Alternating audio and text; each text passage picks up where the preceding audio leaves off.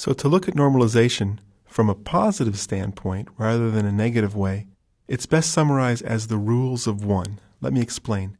If you take one type of items or one group of things, they should all be together inside of one table. Each one item should be represented in the table by one row or one tuple. Each one descriptive fact or one attribute about those items should be represented in one attribute or one column in the database. And then every one of those columns should actually describe that specific entity, not some other entity.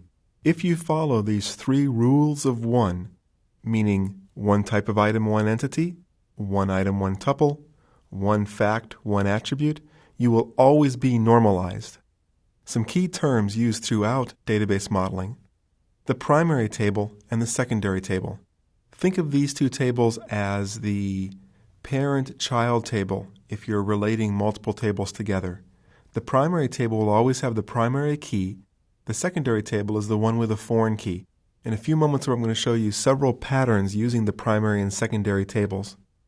Three other key terms. One is cardinality, which means how many objects can exist on each side of that relationship. For example, is it one-to-one, one-to-many? Cardinality is usually described as either 0, 1, or many, 0, 1, or infinity.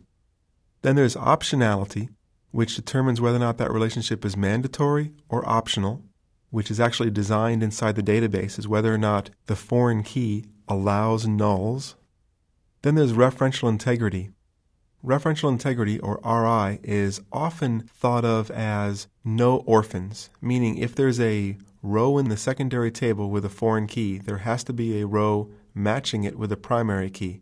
That's close but not exactly correct because of optionality.